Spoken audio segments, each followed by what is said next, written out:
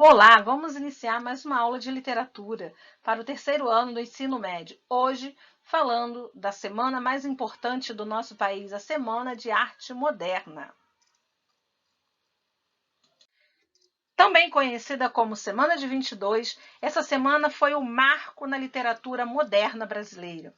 Ela oficializou o modernismo no Brasil, com vários artistas de diversas áreas, escultores, arquitetos, músicos, dançarinos, poetas, diversas áreas da literatura, diversas áreas da arte estiveram presentes nessa semana de 22, que foi do dia 11 ao dia 18 de fevereiro.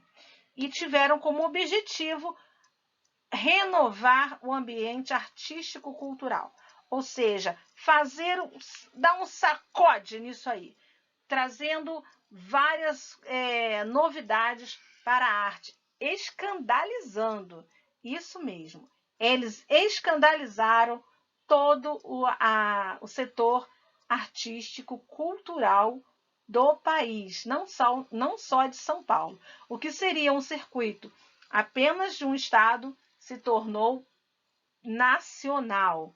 Teve uma repercussão gigantesca.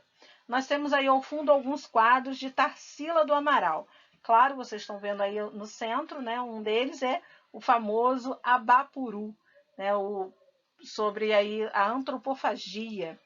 Mais para frente nós veremos quais são os motivos desses pés e mãos tão grandes aí. Antes de nos adentrarmos à literatura que foi promulgada nessa semana, vamos ver um pouquinho o que acontecia no mundo, né? No país, o que estava influenciando essa nova visão artística para que eles reunissem e fizessem essa semana protesto. Bom, nós temos aí o fim da Primeira Guerra Mundial. Né? Vocês todos sabem que a Primeira Guerra Mundial trouxe muitas mazelas, muitas coisas ruins, consequências horrorosas para o mundo inteiro, muitas perdas, né? Então, estavam assim desolados com essa guerra aí. Estávamos também com o crescimento do capitalismo, né? Principalmente no Brasil, com as primeiras indústrias que chegando ao Brasil, a telefonia, a máquina a vapor, as indústrias têxteis, como vocês veem aí no fundo, aí, as indústrias de peças de automóveis, né? Começa a ser montado os automóveis no Brasil, e assim tantas outras fábricas, né? A indústria fabril estava em pleno vapor. E também, nesse ano de 1922, a consolidação da República. 100 anos, estava completando 100 anos da nossa República, né, da proclamação da República. Então, tudo foi meio de comemorar o crescimento da elite paulista, porque esse movimento da Semana de 22, a princípio, era um movimento paulista e depois abarcou todo o eixo da região sudeste. Nós temos aí, nessa participação aí, Villa-Lobos, Heitor Villa-Lobos, vocês já devem ter ouvido falar no músico Heitor Villa-Lobos. Ele também é convidado, então vários outros artistas de outros estados dessa região é convidado, então se torna algo muito maior. Nós temos também aí a política do café com leite, né, que é o eixo São Paulo-Minas, com o café e o leite, né, a produção agrícola aí. Então, tudo isso traz um fomento para a Semana de Arte Moderna, que vai influenciar diretamente nas obras de arte, nos poemas e tudo mais que será produzido a partir daí. Quais são as características? Antes de vermos as características, aí ao lado vocês têm O Homem Amarelo, de Anita Malfatti. Esse Homem Amarelo é o que causa todo o burburinho, né? Todo o disse-me-disse um ano antes da Semana de Arte Moderna. Então, já já nós saberemos o que isso acontece. Vamos ver agora as características. Utilização de uma linguagem coloquial e vulgar, muitas das vezes, buscando aproximação com a linguagem oral do povo, né, para que o povo também pudesse ter uma literatura. Abandono do formalismo nas composições, lembrando que aí a gente está no finalzinho ainda aí de um parnasianismo, onde o culto a linguagem formal era extremo. Então, uma literatura que tivesse uma linguagem coloquial e vulgar era o absurdo dos absurdos, era o horror daquela época. Rompimento com os padrões tradicionais da academia, olha aí o que eu acabei de dizer. Crítica estética literária parnasiana, né? Valorização da identidade nacional com temáticas nacionalistas e abordagem da realidade cotidiana brasileira. Essa característica aí nos faz reviver a primeira fase do romantismo, que era uma geração nacionalista. Aqui, lá no romantismo, nós tivemos o primeiro eixo da literatura propriamente brasileira, que vai se consolidar aqui na Semana de Arte Moderna e no modernismo. Então, a temática nacionalista vai vir com uma outra roupagem. Liberdade de expressão, inspiração em vanguardas europeias, né, muito importante, por isso que nós já vimos aí as vanguardas europeias, como futurismo, cubismo, dadaísmo, e todas elas, essas são as principais, tiveram muito mais, mas essas são as principais que trouxeram influência para o nosso país. Então, experiências estéticas, né, como a gente vai ver mais à frente. O que aconteceu com Anita Malfatti? Anita Malfatti, uma grande pintora, ela é a predecessora mais importante da Semana de Arte Moderna, porque aconteceu em 1917, uma exposição de pintura de Anita Malfatti. E foi duramente criticada, principalmente por Monteiro Lobato, que traz críticas negativas. Ele escreve um artigo com o nome de Paranoia ou Mistificação. Então, ele vai criticar duramente a Anita. A Anita entra em depressão, a Anita ela não vai conseguir lidar com isso. Então, seus grandes amigos, né, Mário de Andrade, Oswald de Andrade, Menotti Delpitia, vão tomar as dores para si e vão dar uma resposta a Monteiro Lobato. Então, eles reorganizam essa semana de 22, eles já estavam com isso planejado e colocam isso à frente, com mais ênfase, com mais intensidade. Então, os traços expressionistas de Anita Malfatti, ele vai trazer um escândalo, né, que é uma nova estética. Então, vai trazer um escândalo para aquele povo naquele momento lá de 1917, que está acostumado apenas com a pintura clássica.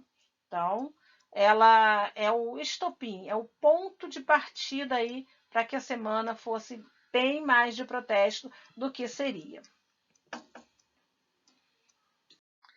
O evento. Vamos ver agora um pouquinho mais do evento da Semana de Arte Moderna, que aconteceu lá entre os dias 11 e 18 de fevereiro. Então, o Teatro Municipal estava lá aberto, né, para a exposição de pintura e escultura, mas não era só isso que estava sendo exposto. Anita Malfatti, Di Cavalcanti, Vitor Brecheret, Tarsila do Amaral e vários outros trouxeram suas pinturas e esculturas para ser expostas nessa semana.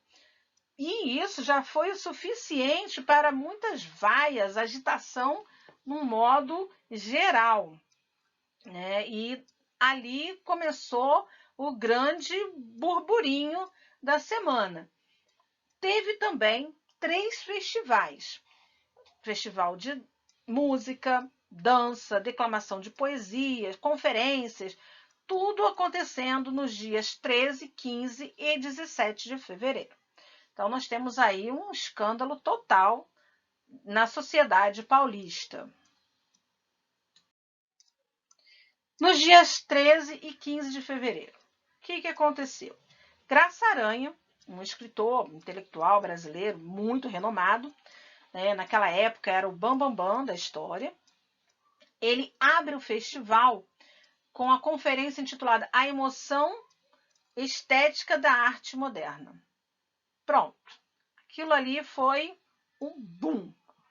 Críticas, vaias, tudo caiu em cima dele.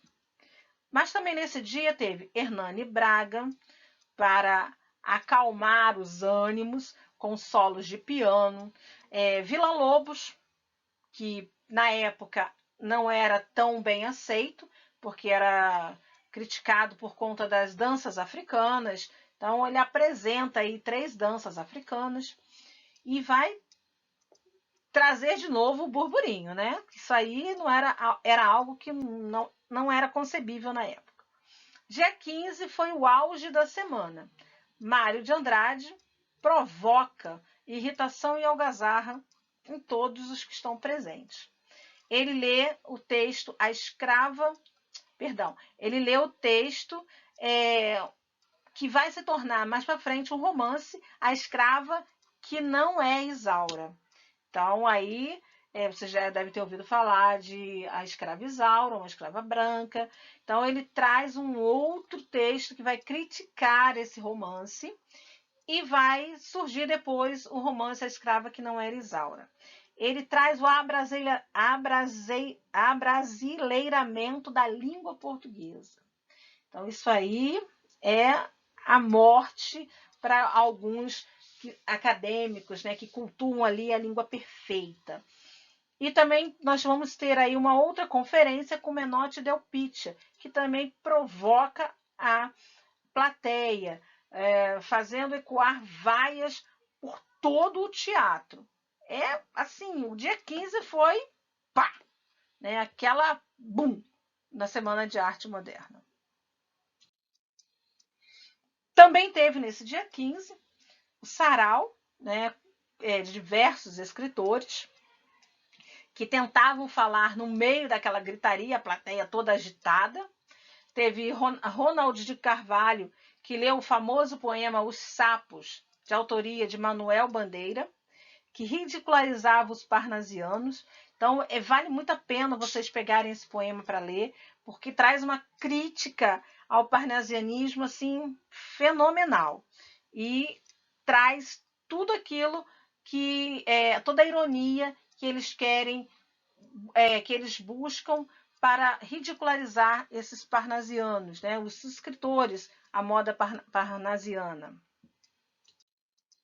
Aí tem os principais participantes da época, aí uma foto um pouco antiga, né? Nós temos aí vários participantes. Mário de Andrade, Oswald de Andrade e tantos outros, né? De Cavalcante. E aí também tem a função de cada um, né? Uns escritores, outros músicos, escultores. E assim formou-se a Semana de Arte Moderna. Espero que vocês tenham gostado, entendido um pouquinho da importância dessa semana. Dê o joinha de vocês, curtam o canal e vai deixando os comentários para que a gente possa ir tirando essas dúvidas ou partilhando um pouco mais sobre essa semana maravilhosa aí que foi a semana de 22.